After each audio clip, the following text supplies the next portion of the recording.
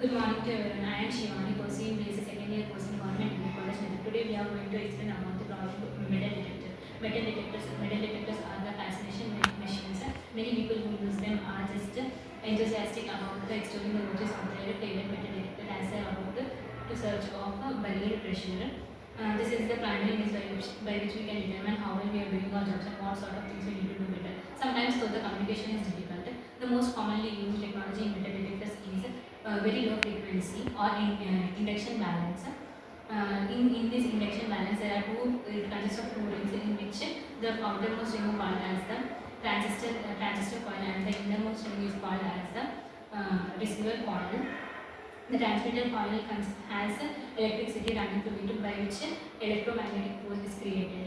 This magnetic pulse interacts with any other conductive objects and creates a weaker magnetic field. The receiver coil is shielded. The receiver coil is shielded from the transmitter coil's magnetic field, but can pick up the pulses from any other objects. The receiver coil amplifies these frequencies and sends them to the control box for analysis. Myself, I am T. Saimana sir. I am introducing about metal detector. The metal detector is a device which responds to a metal that may not be readily apparent. The simplest form of the metal detector consists of an oscillator and producing alternating current. The current passes through the coil and producing alternating magnetic field. If a piece of electrically conductive metal is close to the coil, the eddy currents will induced in the metal and produces alternating magnetic field. If another coil is measured in the magnetic field, the change of the magnetic field due to metallic object can be detected. The first industrial metal detector were developed in the 1960s and were used extensively for mining and other industrial applications. Uses includes demining, the detection of the weapons like knives and guns, especially airport security, geophysical and pressure hunting. Metal detectors are also used in the detection of the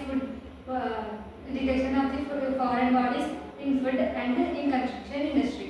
Myself, I am Shaista. Let me explain about the main concept of the metal detectors. Metal detectors work by transmitting the electromagnetic field from search coil into the ground. Any metal object within the electromagnetic field will become energized and it transmits an electromagnetic field of their own. The detected search coil receives the retransmitted fields and alters the users by producing a target response. Battery provides the power to the detector. Control box contains the detector's electronics. This is where the transmit signal generates and the received signal is processed and converted into a target response. Search coil.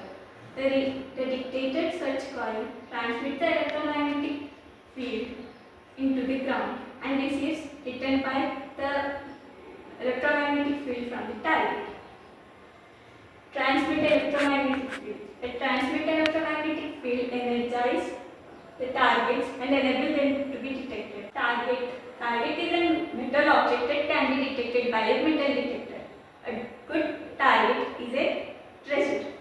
Unwanted targets are generally ferrous, such as nails, and also can be non-ferrous, such as bottle tops. Receive electromagnetic field. The received electromagnetic field generally energized from the target and receives the search coil. Target response. When a good target is detected, the metal detector will produce a audible sound such as beep or change in tone. Myself, Mohammad Rizwan. Today, I will explain about component description. Coming to the first point, ceramic filter. The filter is actually called as bandpass filter with sharp characteristics, and in the input there is called as signal generator and the output there is called as voltmeter. It's weave up to 400 to 500 kHz. Coming to the next point, stereo amplifier. A resistor is a passive two terminal electric components that implements electrical resistance. Coming to the next point, transistor. A transistor is a semiconductor device which used to amplify the switch electronic signals and powers. Next, capacitor. A capacitor is a passive two-terminal electrical component used to store energy in electric field. Next, variable capacitance. A variable capacitor is a capacitance whose capacitance is intentionally and repeatedly changes mechanically and electrically. Next, inductor. An inductor is a passive two-terminal electric component that stores magnetic field. Potentiometer. A potentiometer, informally a part in electronic technology. Next, loudspeaker. A loudspeaker is an electroacoustic transducer that provides sound response to an electrical audio signal input. Myself, Anya Sultana. Advantages of this project. Circuit diagram is very simple. We can easily measure the oscillation measurement frequency of the circuit.